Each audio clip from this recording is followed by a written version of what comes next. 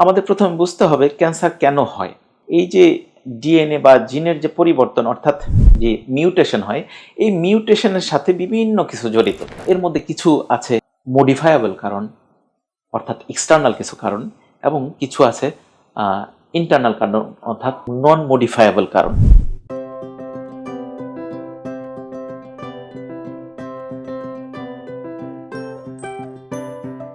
আসসালামু আলাইকুম, আমি ডাক্তার মোহাম্মদ আসাদুজ্জামান, মেডিসিন ও ক্যান্সার মেডিসিন বিশেষজ্ঞ, national institute of cancer research and hospital, Mohakhali, Dhaka, এবং popular diagnostic centre, Jasimuddin road, Uttara, Dhaka. আজকে আমি আপনাদেরকে ক্যান্সারের কারণ নিয়ে আলোচনা করব। দেখুন, ক্যান্সার যেহেতু মারণঘাতী একটা রোগ এবং সবার জন্যই ভয়ের কারণ, এই জন্যে ক্যান্সার নিয়ে আলোচনা করলে, কারণগুলো নিয়ে আলোচনা করলে সচেতনতা বৃদ্ধি পেলে আমার ধারণা ক্যান্সারের অনেক কারণ থেকে আমরা মুক্তি পেতে পারি এবং ক্যান্সার থেকেও আমরা মুক্ত হতে পারি। তো আমাদের প্রথমে বুঝতে হবে ক্যান্সার কেন হয়। দেখুন, আমাদের শরীরের বিভিন্ন সেল কিন্তু নর্মালি বিভাজিত হয়, ডিভাইড হয়। নর্মাল একটা ডিভাইডেশন রেট আছে, এই রেট অনুযায়ী হয়। তো ক্যান্সার হওয়ার আগে আমাদের যে ডিএনএ এবং জিনের কিছু চেঞ্জ আসে, পরিবর্তন আসে। এই পরিবর্তনের ফলে শরীরের সেলগুলা খুব দ্রুত বিভাজিত হয়, র্যাপিডলি ডিভাইডেড হয়। এই র্যাপিডলি ডিভাইডেশনের ফলেই আসলে আমাদের শরীরে ক্যান্সার উৎপন্ন হয়। এখন এই যে ডিএনএ বা জিনের যে পরিবর্তন অর্থাৎ যে মিউটেশন হয়, এই মিউটেশনের সাথে বিভিন্ন কিছু জড়িত, এবং সেই যে মিউটেশন হচ্ছে সেগুলো নিয়ে আজকে কি কি কারণে হচ্ছে সেগুলো নিয়েই আজকে আলোচনা করব। এই মিউটেশনের ফলে ক্যান্সার হওয়ার যে কারণগুলা, এগুলা প্রধানত হয় হলো লাইফস্টাইল কারণে, লাইফস্টাইল রিলেটেড কারণ, এনভায়রনমেন্টাল বা পরিবেশগত কারণ, এবং জেনেটিক বা হেরিডিটারি অথবা বংশগত কিছু কারণে ক্যান্সার হয়ে থাকে। তো প্রথমে আমি লাইফস্টাইল বা আমাদের জীবন ধারণের যে জীবন পদ্ধতি, এই পদ্ধতির মডিফিকেশনের কারণে বা এই পদ্ধতির জীবন ধারণ পদ্ধতির কারণে যে ক্যান্সার হয় সেটা নিয়ে একটু কথা বলব। লাইফস্টাইলের প্রধান কারণ হলো টোবাকো ইউজ, টোবাকো অর্থাৎ তামাক ব্যবহার।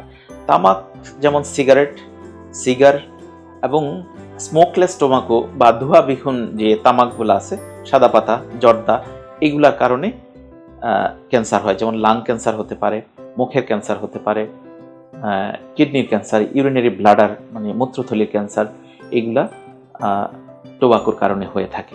তারপর অ্যালকোহল একটা গুরুত্বপূর্ণ কারণ বিভিন্ন ধরনের ক্যান্সারের, যেমন লিভার ক্যান্সার একটা গুরুত্বপূর্ণ কারণ যেটা অ্যালকোহল ইউজের কারণে হয়। কিছু ডায়েটারি ফ্যাক্টর আছে।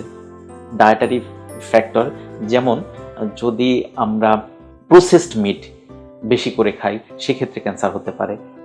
রেড মিট একটা কারণ, অর্থাৎ আমরা যে গরুর মাংস, পর্ক বা খাসির মাংস যেগুলা খাই, এইগুলা উচ্চ তাপমাত্রায় এগুলা পাকাইতে হয়, এই জন্যে কিছু চেঞ্জ আসে, কেমিক্যাল চেঞ্জ আসে, যে কারণে আমাদের এই খাবারগুলা মিউটেশন ঘটাতে পারে এবং ক্যান্সারের কারণ এগুলা।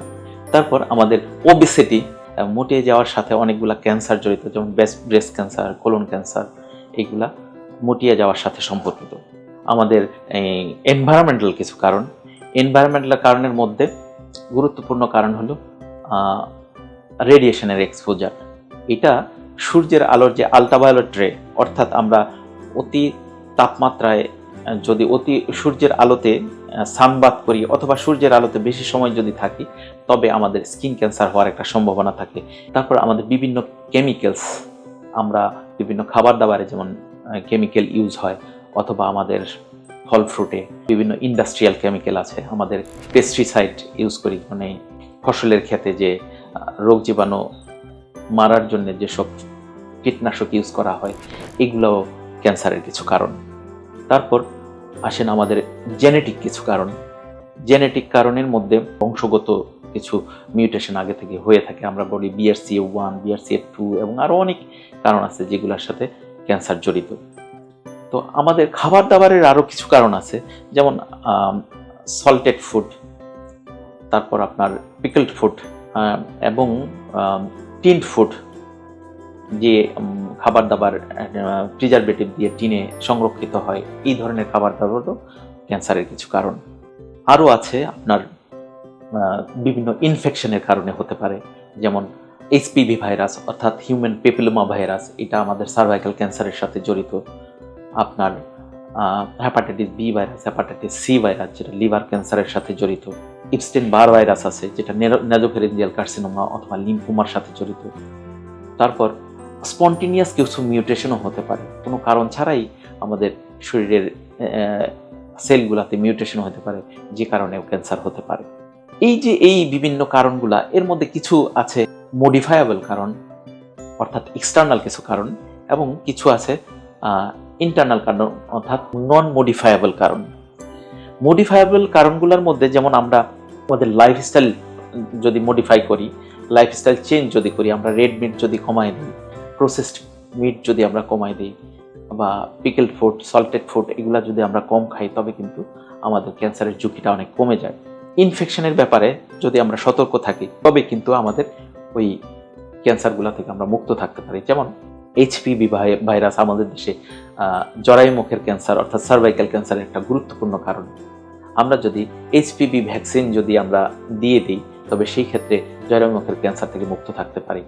তারপর আপনার লিভার ক্যান্সার যেমন আছে, লিভার ক্যান্সার যেমন hepatitis B virus, C virus থেকে হয়, আমরা বি ভাইরাসের যদি ভ্যাকসিন দিয়ে দিই এবং সি ভাইরাস এগুলোর যদি স্ক্রিনিং করি এবং সময় মতো যদি ট্রিটমেন্ট করি, তবে এগুলো ক্যান্সার থেকে মুক্ত থাকা যায়।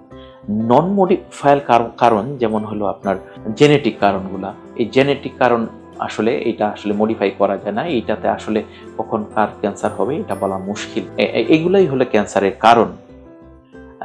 এগুলা বিভিন্নভাবে বিভিন্ন সময় বিভিন্ন জায়গায় যে উপস্থাপনায় বিভিন্ন স্টাডিতে যে দেখা যায়, এই কারণগুলাই মূলত আমরা ক্যান্সারের কারণ হিসেবে দেখি।